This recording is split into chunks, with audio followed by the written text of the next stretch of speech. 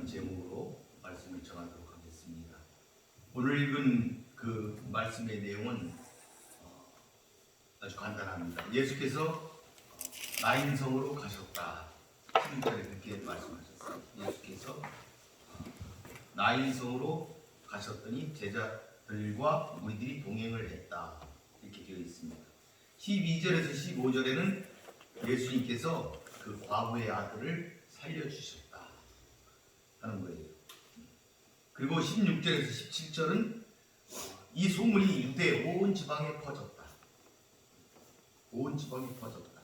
그런 것이 17절까지의 내용이 되겠습니다. 오늘 우리가 읽은 이 말씀은 예수께서 죽은 나인성 과부의 아들을 살리신 기사입니다. 이것은 예수께서 공생의 기간 동안에 행하신 세 번의 부활의 기적, 그 중에 첫 번째입니다.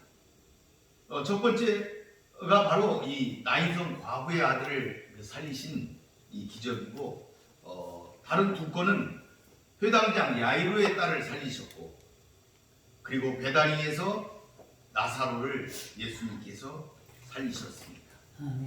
죽은 자 가운데서 살리신 것입니다. 곧 예수께서 인간의 슬픔과 고통의 근본 원인이면서도 어느 누구도 해결할 수 없었던 문제, 죽음의 문제까지도 해결하신 분이시다 하는 것을 오늘 말씀은 증거하고 있습니다. 이 사건은 복음서 가운데 누가 복음에서만 기록이 되어 있습니다. 죽은 나사로가 살아난 사건은 요한복음에서만 기록이 되어 있습니다. 예수의 이러한 사역은 생명과 사망의 세계를 주관하는 하나님의 능력을 나타낸 것이 장차 모든 성도를 생명과 부활로 이끄실 것이다 하는 것을 예표하고 있는 것입니다. 그러니까 예수님이 이렇게 나인성 과부의 아들을 살리셨다. 이거는 장차 모든 성도를 살리실 것이다 하는 것을 예표하고 있다. 우리가 이렇게 이해를 하면 되겠습니다. 또한 죽은 자가 살아난 이 일은 이스라엘 역사를 통해서 볼 때 엘리야 시대 때 시돈 땅 사르밧 과부의 아들을 살리신 일이 있고, 엘리사가 수넴 여인의 아들을 살리신 그 기적이 구약에 기록이 되어 있습니다. 그 이후로 900년 동안 한 번도 일어나지 않았던 사건이었습니다. 그만큼 죽은 자를 살리신 이 예수님의 능력은 사람들에게 경탄과 영광을 자아내기에 충분했다, 이렇게 볼 수가 있습니다. 11절에 보니까 그 후에 예수께서 나인한 성으로 가셨다, 이렇게 기록하고 있습니다. 제자와 많은 무리가 동행을 했다 이랬어요. 이 나인성은 나사렛 남쪽에 있는 헬몬산 북쪽 산기슭에 있는 작은 성읍입니다. 그런데 이곳에 예수님이 가셨어요. 누가 가셨냐? 제자와 무리들과 함께 갔다, 이렇게 성경은 기록하고 있습니다. 우리가 여기에 보면은 제자와 무리 이렇게 되어 있는데 이 두 집단은 우리 성경에 자주 등장하고 있습니다. 예수님 주변에서는 언제나 이런 사람들이 운집에 있었어요. 그런데 이 성경은 언제나 무리와 제자와 무리를 이렇게 양분하고 있습니다. 무리는 부르지도 않았는데 자원에서 온 자들입니다. 이들은 다 기명으로 되어 있지 않고 익명으로 처리가 되어 있습니다. 이름이 나오지 않습니다. 그렇기 때문에 소속도 나타나지가 않습니다. 그냥 왔었던 사람들이에요. 이들은 예수님의 가르침을 듣고 병고치기도 받고 밥도 같이 먹었지만 전적으로 예수님 앞에 헌신하지는 않았습니다. 그런데 여기 제자들은 부르심을 받은 자들이다. 자원에서 온 자들, 자기가 그냥 온 것이 아니고 부르심을 받아서 온 자들이다. 그리고 성경에 언제든지 이름이 거명이 되고 있다. 그리고 소속이 되어 있다. 예수님께 소속이 되어 있다 하는 것을 우리들이 알 수가 있습니다. 이런 자들이 예수님과 함께 동행을 했다 하는 것이 11절의 말씀입니다. 11절에 보니까 이 11절은 그 굉장히 극적인 장면, 예수님과 나인성 과부가 만나는 장면을 극적으로 표현하고 있는 그런 장면이 되겠습니다. 그러니까 예수님과의 만남을 기록하고 있습니다. 이렇게 되어 있는데 12절에 보니까 어떻게 되냐면 보라, 성문에 가까이 이르실 때에, 또는 바로 그때 성문에 이르실 때에, 이렇게 해석할 수가 있습니다. 이 보라, 이 말이 생략이 되어 있습니다. 우리 성경에 보면은 보라 이 말이 많이 생략이 되어 있는데, 성경에서는 이 보라 이 단어를 굉장히 자주 사용하고 있어요. 보라 처녀가 잉태하여, 이럴 때도 보라. 이 보라, 이거는 굉장히 어떤 극적인 장면, 어떤 강조하는 장면을 할 때에 보라 이 단어가 쓰이고 있어요. 이 문장 앞에 있습니다. 그러니까 예수님과 과부 일행의 만남이 굉장히 극적인 만남이었다. 극적인 만남이었다. 이 상황을 지금 설명하고 있는 거예요. 이 상황이 굉장히 극적이다. 이렇게 지금 표현하고 있어요. 그러니까 이 말은 뭐예요? 이 극적으로 만났는데 무슨 일이 있을 것이다. 이걸 지금 예고하고 있는 거예요. 무슨 일이 일어날 것이다. 어떤 사건이 일어날 것이다. 라는 그 긴장감을 주는 그런 단어이기도 하다. 이렇게 볼 수가 있어요. 그러니까 여기서 보니까 아주 극적으로 예수님이 성문 앞에 이르렀을 때에 과부가 나온 거예요. 그 아들이 죽었는데 그 죽은 아들을 메고 과부가 성문 앞에 이르렀던 거예요. 예수님이 이르를 때 그 과부가 나온 거예요. 극적으로 만났다. 그러면 이들의 만남이 우연일까? 아닐까? 하는 거예요. 우연히 만났을까 이들이? 아브라함이 외아들 이삭을 바치려고 죽이려고 할 때 그것을 멈추게 하시고 바라보니까 양이 한 마리 수풀에 걸려 있었는데 이게 우연일까? 어느 아침 이삭을 주우려고 나간 모압 여인 룻과 그 밭의 주인 거부 보아스의 만남이 우연이었을까? 우연히 그들이 만났을까? 아니다 하는 것을 지금 보여주고 있는 것입니다. 외형적으로는 이들이 우연히 만난 것처럼 보이지만 그렇지 않다는 것이죠.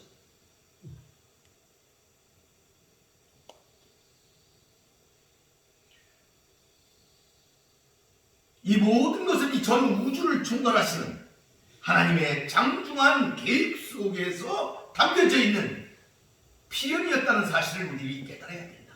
우연이 없다는 사실을 우리들이 깨달아야 한다는 것입니다. 그러므로 예수님과 아들을 잃은 나인성 과부의 만남은 온 우주를 섭리하시고 다스리시는 하나님의 계획 속에서 이루어진 은혜로운 사건이었다. 남편 없이 외아들만 의지하고 살아오던 그 과부, 그 아들마저 가슴속에 묻고 절망의 장지로 향하던 그 여인과 예수님의 극적인 만남은 절망을 기쁨으로 바꾼 은혜로운 사건이었다 하는 것을 본절을 통해서 우리는 알 수가 있습니다. 13절에 보니까 주께서 과부를 보시고 불쌍히 여기사 울지 말라 하시고 이렇게 말씀하고 있습니다. 여기 보니까 누가가 주께서 이러면서 큐리오스라는 단어를 사용하고 있습니다. 누가가 예수님을 직접적으로 큐리오스라고 주라고 표현하는 것은 이 부분이 처음 있는 일입니다. 물론 큐리오스라는 단어, 주라는 단어는 여러 번 쓰였지만은 누가가 어떤 의도를 가지고 사용한 것은 이번이 처음이다 이 말입니다. 그 전에 나와 있던 큐리오스라는 단어, 주라는 단어는 다른 사람이 누가가 아니고 다른 사람이 주라고 고백했을 때, 그리고 예수님이 자신을 주라고 했을 때 사용되었던 것들이 성경에 나타나고 있지만 본 문장에서 누가가 예수님을 주다 이렇게 표시한 것은 어떤 의도를 가지고 처음으로 사용했다 하는 것을 우리들이 알아야 됩니다. 이거는 뭐냐면은 누가가 이 사건을 기록할 때 이 사건, 예수님이 행한 이적 가운데서 죽은 자를 살리는 이 사건은 사건 중에서도 아주 절정에 일어난 굉장히 능력을 요하는 이 사건이 아니겠습니까? 따라서 이런 사건을 통해서 예수님이 죽음까지도 다스리시는 주권자다 이걸 선포하기 위해서 주라는 단어를 지금 누가가 사용하고 있다 하는 것을 우리가 깨달아야 되겠다 하는 것이죠. 여기 보니까 예수님이 주께서 과부를 보시고 불쌍히 여기셨다. 이랬어요. 불쌍히 여기셨다. 청년을 살리신 이유가 지금 기록되고 있어요. 청년을 왜 살려줬느냐? 불쌍히 여기셨다. 우는 과부를 보시고 불쌍히 여기셨다 이 말이에요. 불쌍히 여기셔서 그 어미의 그 울음의 그 모든 것을 보시고 불쌍히 보시고 살려주셨다 하는 것을 지금 그 이유를 지금 설명하고 있습니다. 몇몇 영역 성경에서는 이것을 그의 마음이 동정으로 흔들렸다 이렇게 표현하고 있어요. 예수께서 나인성 과부의 죽은 아들을 살리신 동기를 지금 설명하고 있는데, 그런데 우리는 이 구절을 통해 하나님께서 당신의 백성들을 향하여 어떠한 마음을 가지고 있는지 우리들은 깨달아야 되겠다. 우리들을 향하여 하나님이 가지고 계시는 그 마음의 상태, 그것은 우리를 불쌍히 여기시는 것이다. 이것을 깨달아야 되겠다. 예수님께서 이 과부가 가슴 아파하는 것은 누구보다도 그가 겪고 있는 모든 것을 잘 알고 계시기 때문에 예수님께서는 가슴 아파하시고 불쌍히 여기셨다 하는 것을 우리들이 알아야 됩니다. 본 구절은 앞에서 언급하였듯이 죽음까지도 다스리는 권세를 가진 예수께서 과부로서의 고달픈 삶을 살아온 한 여인의 마지막 희망, 그 아들, 그 독자를 잃은 슬픔을 깊이 공감하고 계신다는 것을 우리는 잘 보여주고 있다 이렇게 볼 수가 있습니다. 그런데 이 본 구절을 통해서 우리는 누가가 왜 그런데 나인성 과부의 이야기를 이렇게 썼을까 하는 것을 생각해 볼 필요가 있어요. 이것은 예수님의 이러한 인성, 예수님이 불쌍한 자를 긍휼히 여기시는 그 마음, 그 상태를 표현하고자 지금 이 사건이 지금 들어가 있다. 이걸 우리가 깨달아야 되겠다. 이것을 통해서 이 땅에 오신 예수 그리스도가 하나님이신데 불완전하며 연약한 인간의 모든 슬픔과 고통을 친히 겪고 이해하실 수 있는 분이시다 하는 것을 보여주고 있다, 이런 마음이 되겠습니다. 이 아들을 잃은 과부인 예수님께서 먼저 다가가셨다. 이러한 예수님의 모습, 예수님의 불쌍한 자를 향한 뜨거운 연민, 그들을 향한 인간의 이런 것들이 크게 지금 나타나서 기록되고 있다는 사실을 우리들이 알아야 되겠다. 예수님의 그러한 면모를 우리들이 깨달아야 되겠다. 예수님이 어떤 분이시냐? 불쌍히 여기시다. 가난한 자와 고아와 어려운 자를 불쌍히 여기신다는 그것을 깨달아야 되겠다. 아멘. 그것을 위해서 누가가 이 나인성 과부의 아들을 살리신 이 사건이 기록이 되어 있다 하는 것도 우리들이 깨달아야 되겠습니다. 누가복음에 나타난 예수님은 굉장히 감성적인 분이세요. 그래서 큰 백부장의 그 믿음을, 그 앞에 나오는 믿음을 보시고 예수님이 놀라셨다 이랬어요. 그 바로 앞에 우리 지난주에 설교했죠. 그 다음에 지금 이 본절에서는 불쌍한 사람들을 보시면 예수님은 긍휼히 여기세요. 우리가 예수님을 닮는다고 할 때 우리는 이러한 감성까지도 닮아야 되겠다. 아멘. 하는 것입니다. 예수님을 닮는 것은 주여. 예수님을 믿는 것만큼 중요하다. 주여. 우리가 예수의 영으로 충만할 때 또한 그때 우리는 예수의 감성으로 충만하게 될 것입니다. 아멘.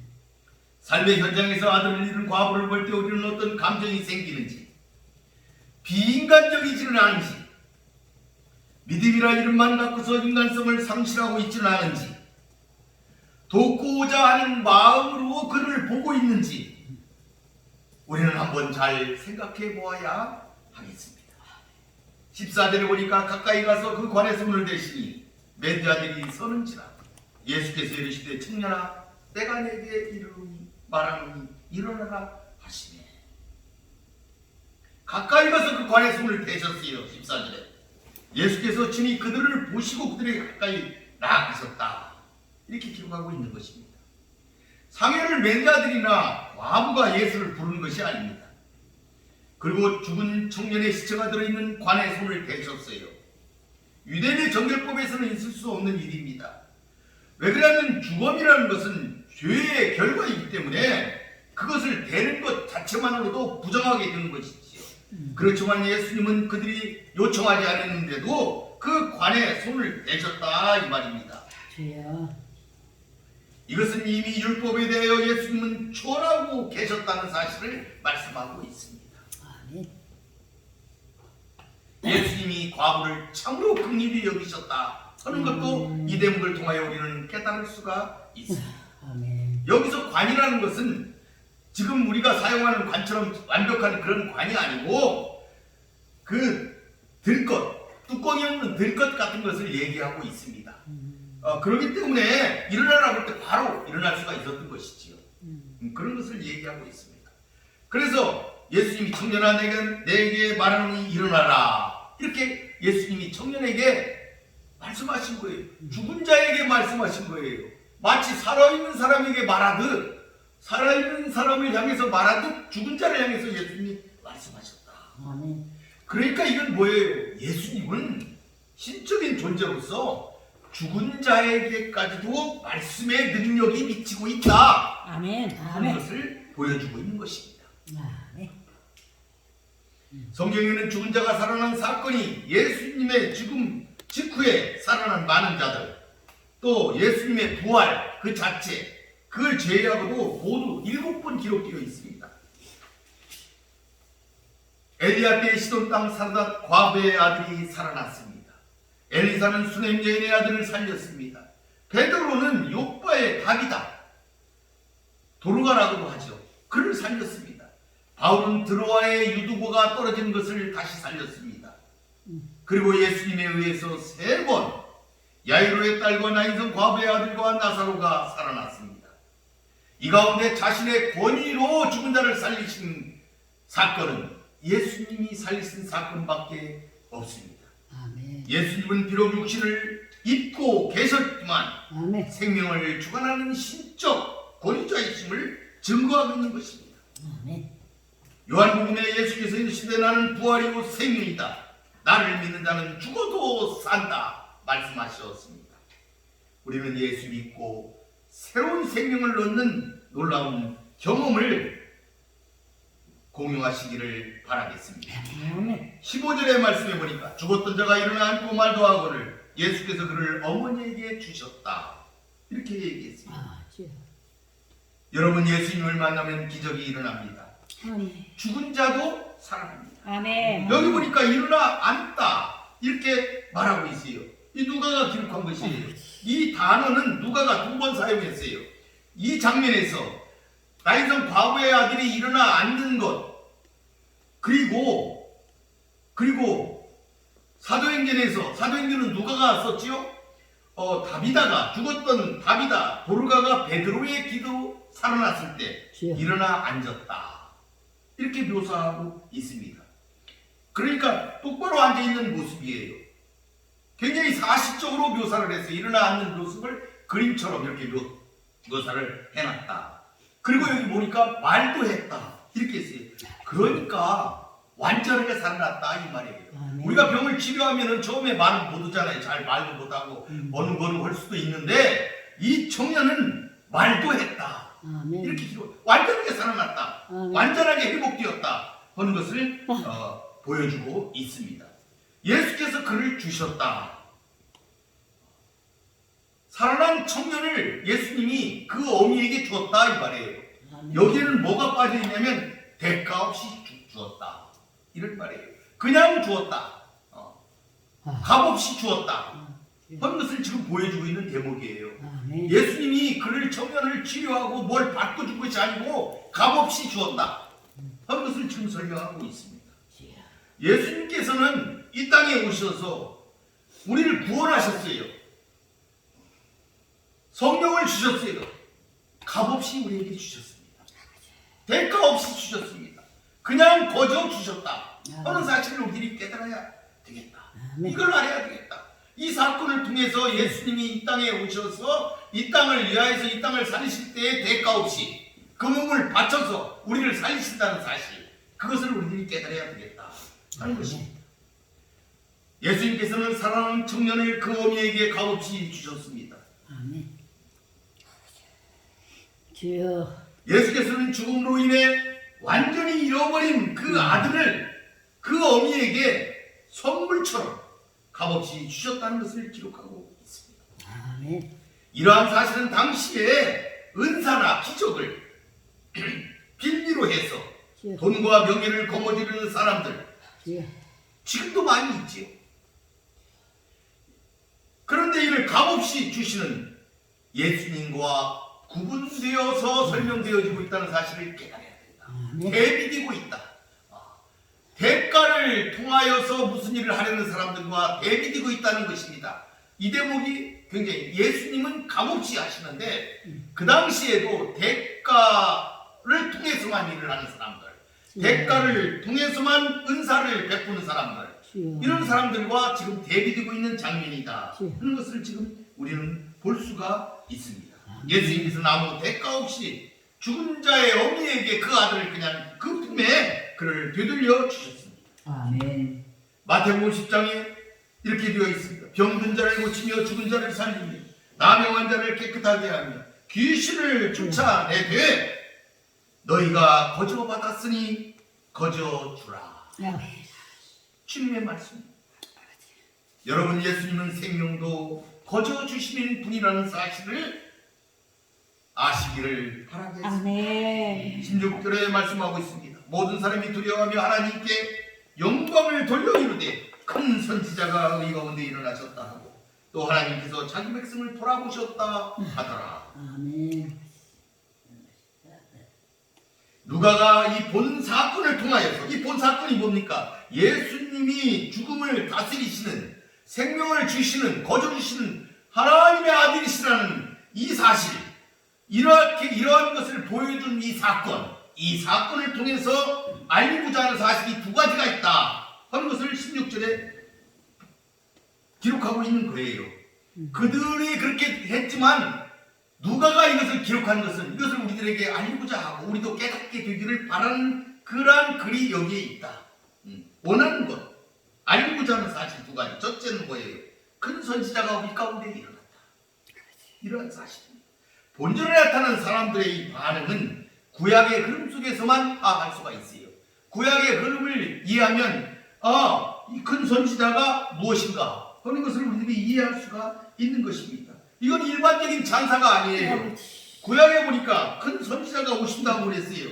자기 민족을 구원할 큰 선지자가 온다고 이렇게 표현을 했어요.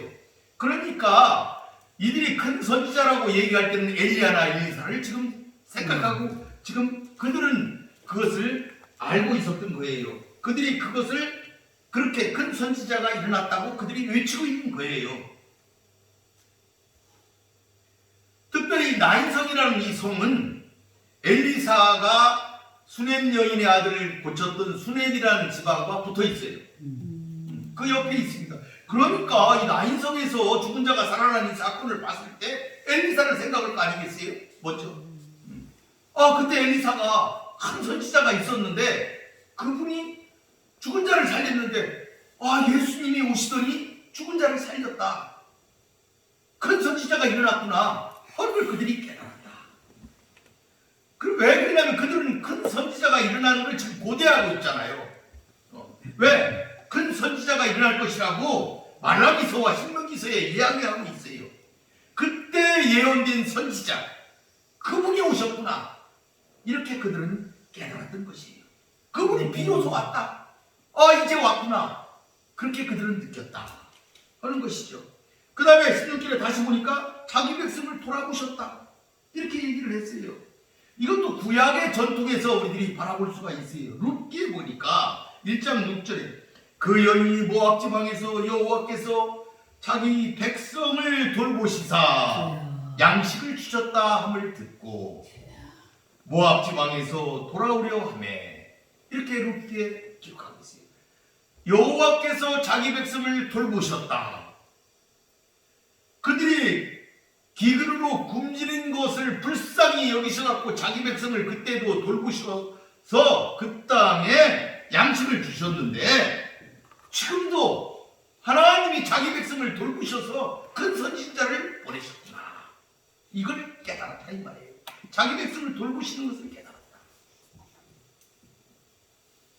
하나님께서 자기의 언약 백성을 돌아보시고 친히 방문하시는 것, 그걸 묘사하고 있는 것입니다. 이 자기 백성은 장차 예수님을 믿고 구원의 길에 오르는 우리 모두를 포괄하고 있다는 사실을 우리들은 기억하여야 하겠습니다.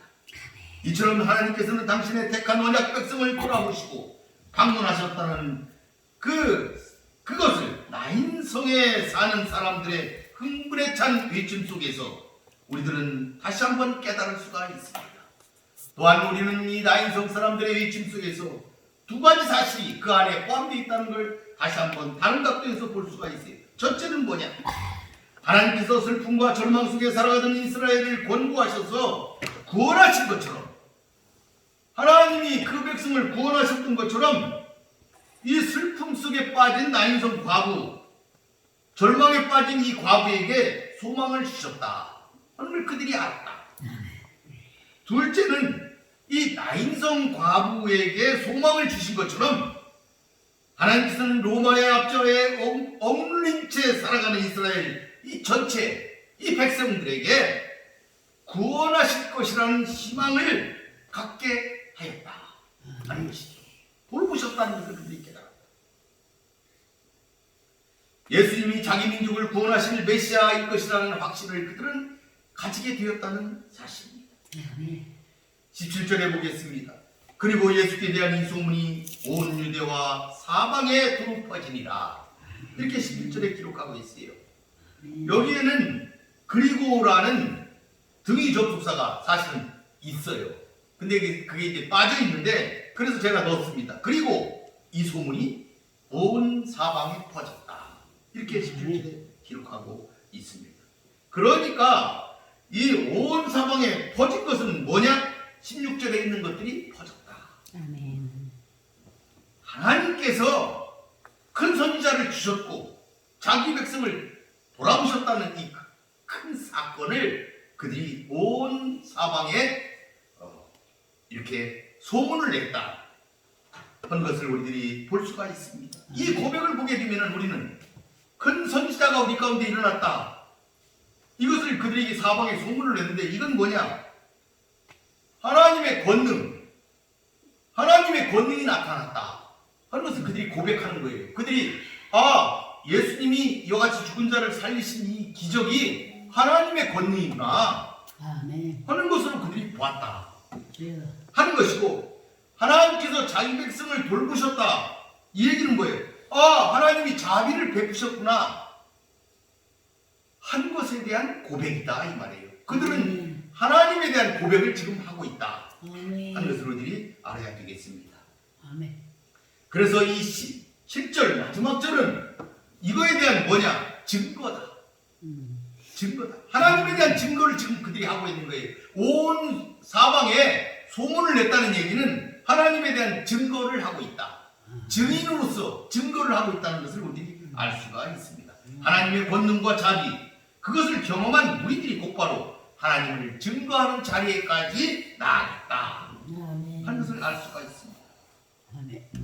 그러므로 17절에 소문이 퍼졌다 이렇게 기록한 것은 뭐예요? 그걸 바꿔 얘기하면은 우리도 하나님을, 예수 그리스도를, 그 권능을, 그 자비를 증거해라 하는 것을 지금 누가가 이방인들에게 전파하고 있는 것이다. 이렇게 우리들이 이해를 하여야 하겠습니다. 말씀을 정리하도록 하겠습니다. 본 말씀은 데오빌로로 대표되는 이방인들에게 쓴 누가의 편지입니다.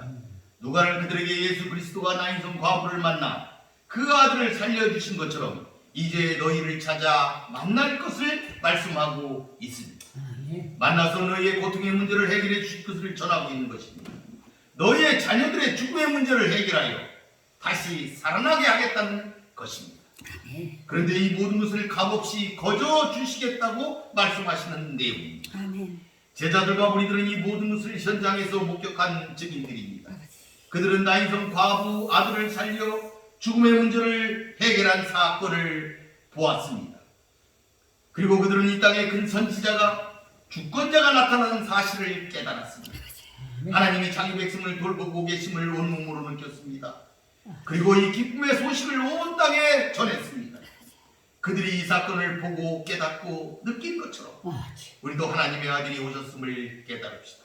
아멘. 그리고 예수 그리스도가 우리의 죄의 문제, 죽음의 문제를 해결하고 값없이 구원의 선물, 영생을 주셨음을 깨달읍시다. 아멘. 그리고 예수 그리스도를 영접하십시다. 아멘. 그들이 온성의 소문을 퍼뜨려 증거한 것처럼 우리도 이 소식을 전합시다. 아멘. 예수님의 기적을 전합시다. 아멘. 죽음에서 생명으로, 어둠에서 빛으로 바꿔지는 기적. 아멘.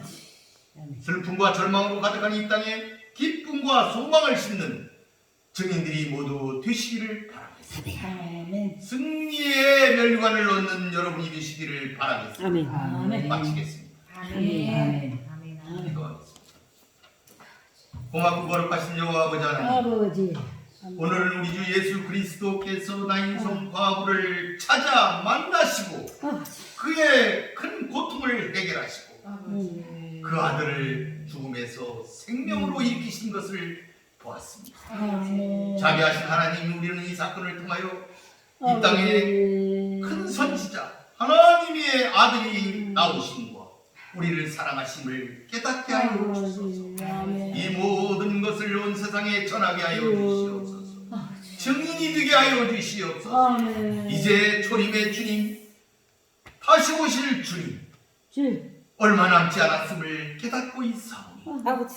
주님 오실 날이 가까운 이때에 주님의 말씀에 의지하여 흔들리지 말고 하나님께 나아가는 귀한 믿음의 자녀들이 되게 하여 주시옵소서. 아멘. 귀한 성도들이 되게 하여 주시옵소서. 아멘. 예수님의 이름으로 기도 올리나이다. 아멘. 아멘.